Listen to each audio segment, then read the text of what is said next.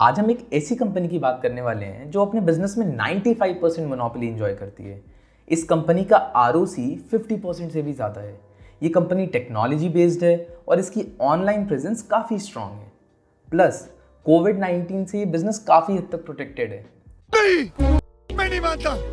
तो आज हम बात करने वाले हैं IEX यानी कि इंडियन एनर्जी एक्सचेंज की। तो आज हम करेंगे IEX का फंडामेंटल एनालिसिस, जिसमें हम समझेंगे कंपनी का बिजनेस मॉडल क्या है, कॉम्पिटिटिव एडवांटेज क्या है जिसकी वजह से वो मोनोपोली एंजॉय करती है, कंपनी के फाइनेंशियल्स कैसे हैं। इसमें मैं आपसे शेयर करने वाला हूँ कंपनी से रिलेटेड 2 स्पेशल फाइंडिंग्स जो शायद आपको कहीं और ना मिले। कंपनी से रिलेटेड कुछ ऐसे रिस्क भी जानेंगे जिन्हें आप इग्नोर नहीं कर सकते हो। एनर्जी एज एन इंडस्ट्री के क्या ग्रोथ प्रॉस्पेक्ट्स हैं फ्यूचर में, और वीडियो के एंड में हम देखेंगे कंपनी से रिलेटेड कुछ स्पेशल पॉइंट्स। तो देखो, जैसे कि हम स्टॉक मार्केट में शेयर्स खरीदते हैं ना, वैसे ही बड़ी बड़ी कंपनीज IEX से इलेक्ट्रिसिटी खरीद सकती हैं। क्या हुआ, नहीं समझ आया? अब जैसे मान लो दिल्ली की daily electricity requirement 20 kilowatt per hour है, बट उसके पास 18 किलोवाट पर आवर है कल के लिए। तो अब इस केस में दिल्ली इलेक्ट्रिसिटी बोर्ड के पास पावर शॉर्टेज है। अब इस केस में दिल्ली इलेक्ट्रिसिटी बोर्ड IEX पर लॉगिन कर सकता है और उन इलेक्ट्रिसिटी बोर्ड या एनर्जी कंपनी से इलेक्ट्रिसिटी परचेज कर सकता है जो उसे लोएस्ट प्राइस पर ऑफर कर रही हो। इसका एक बिडिंग प्रोसेस होता है। हाँ जी, बिल्कुल वैसे ही जैसे ज़ीरोधा और अप स्टॉक्स पर देखते हो आप। अब IEX की वजह से दिल्ली इलेक्ट्रिसिटी बोर्ड की शॉर्टेज मीट हो गई लोएस्ट कॉस्ट पर, और जिस कंपनी ने उन्हें एक्सेस इलेक्ट्रिसिटी सोल्ड करी है ना, उन्हें प्रॉफिट्स अर्न हुआ है। अब इसमें IEX को कहाँ प्रॉफिट होता है?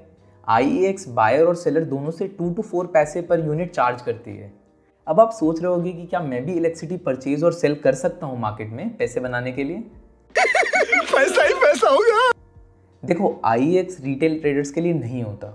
ट्रांजैक्शंस होने के बाद इलेक्ट्रिसिटी की फिजिकल डिलीवरी भी करनी होती है।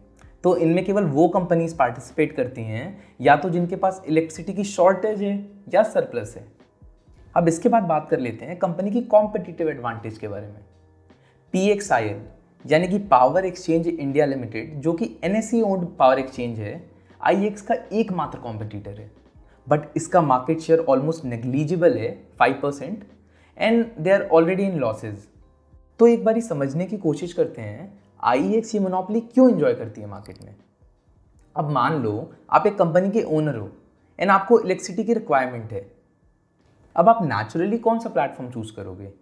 प्लेटफॉर्म A जिस पर ज़्यादा सेलर्स हैं, या प्लेटफॉर्म B जिस पर लिमिटेड सेलर्स हैं? ऑब्वियसली A, है ना। एक ऐसा प्लेटफॉर्म जिस पर आपको कॉम्पिटिटिव रेट्स मिलेंगे, आप वही ज्वाइन करोगे।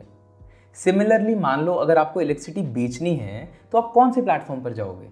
उस पर ही जाओगे ना जिस पे बायर्स ज़्यादा हैं।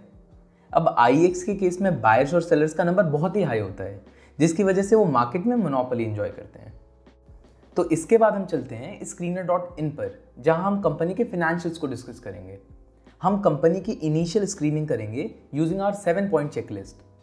इन केस आप चैनल पर नए हो तो you can watch the video on companies analysis, जहां पर मैंने इन पॉइंटर्स को डिटेल में बताया है।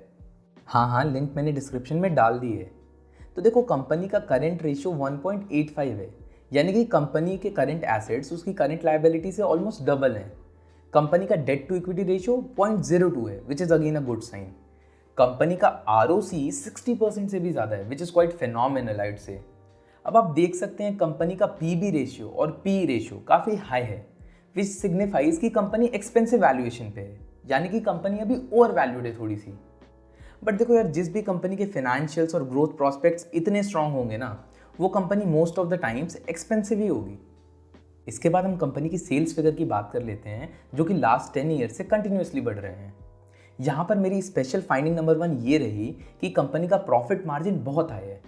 2021 में कंपनी का ऑपरेटिंग प्रॉफिट मार्जिन 82% था, यानी कि कंपनी अगर 100 रुपीज़ की सेल्स करती है तो 82 रुपीज़ का प्रॉफिट होता है उसे। तो इसके बाद हम देख लेते हैं कंपनी की बैलेंस शीट को। तो कंपनी के रिजर्व सिग्निफिकेंटली इंक्रीज हो रहे हैं year on year, plus company debt free है almost, which is again a good sign. अब अगर कंपनी के कैश फ्लोज की बात करें तो ऑपरेटिंग कैश फ्लो पॉजिटिव है। साथ ही साथ कंपनी न्यू एसेट्स परचेज में इन्वेस्ट कर रही है एंड अपने शेयर होल्डर्स को डिविडेंड भी दे रही है। सो फाइनेंशियली ये बहुत ही स्ट्रॉन्ग कंपनी है। अब इसके बाद अगर हम प्रमोटर्स होल्डिंग्स की बात करें तो आप देख सकते हो कि इस कंपनी में प्रमोटर होल्डिंग्स 0 हैं। FIIs और DIIs की सिग्निफिकेंट होल्डिंग है इस कंपनी में, और FIIs की होल्डिंग लास्ट कुछ ईयर से इंक्रीज भी हो रही है।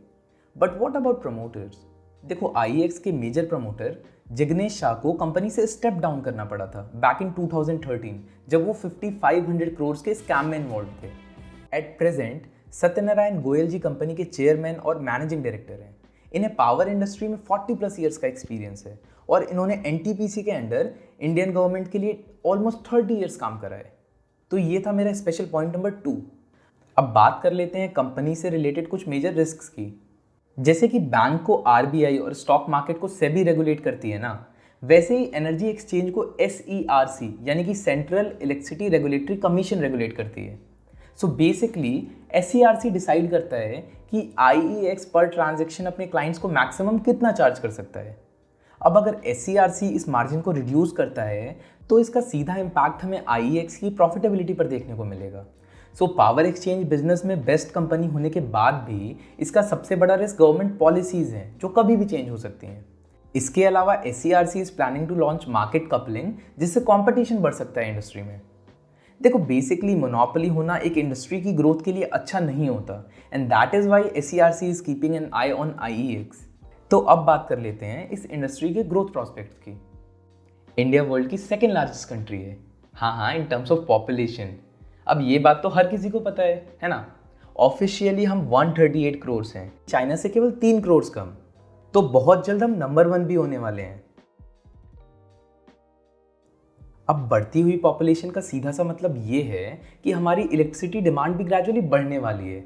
हालांकि अभी भी हम नेचुरल गैस, क्रूड ऑयल और कोल इंडस्ट्री पर ही डिपेंडेंट हैं, बट ये चीज़ें एग्जॉस्ट हो जाएंगी आने वाली 20-25 ईयर्स में।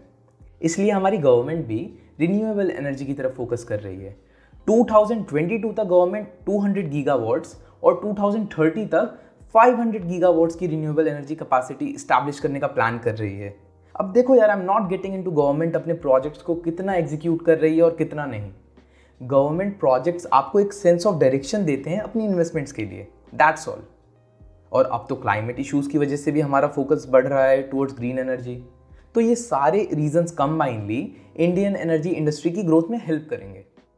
अब हम आ गए हैं वीडियो के लास्ट पार्ट पर, जहां पर हम डिस्कस करेंगे कंपनी से रिलेटेड कुछ स्पेशल पॉइंट्स को।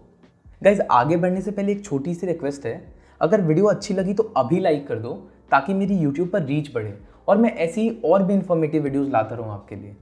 तो देखो, IEX के पार्टिसिपेंट जो कि 2010 में 500 थे, वहाँ से बढ़कर ऑलमोस्ट 7000 हो चुके हैं लास्ट 10 ईयर्स में। एक्सचेंज पर 4000 से ज़्यादा कस्टमर्स और 500 से ज़्यादा प्रोवाइडर्स हैं। ये customers metal, FMCG, chemical, cement, textile और ऑटोमोबाइल जैसी इंडस्ट्री को बिलोंग करते हैं। अब जैसे जैसे मैन्युफैक्चरिंग सेक्टर ग्रो करेगा, साथ में इलेक्ट्रिसिटी डिमांड बढ़ेगी और IEX भी ग्रो करेगा। नंबर 2, IEX की फुली ओन्ड सब्सिडियरी IGX यानी कि इंडियन गैस एक्सचेंज, जो कि इंडिया की फर्स्ट गैस एक्सचेंज है, is trying to rope in multiple players for partnerships. Adani gas, Torrent power और गेल जैसी कंपनी से इन्हें ऑलरेडी इन्वेस्टमेंट्स मिल भी चुकी हैं। नंबर 3, IEX ने क्रॉस बॉर्डर की इलेक्ट्रिसिटी ट्रेडिंग स्टार्ट कर दी है, जिनसे उनकी रीच और मार्केट पेनिट्रेशन दोनों ही बढ़ने वाला है। तो all in all IEX seems like an excellent bet in the long run. अब अगर स्टॉक मार्केट की टॉप 5 ग्रोइंग सेक्टर्स के बारे में जानना चाहते हो तो राइट वाली वीडियो पर क्लिक करो, और अगर फंडामेंटल एनालिसिस सीखना चाहते हो तो लेफ्ट वाली पर।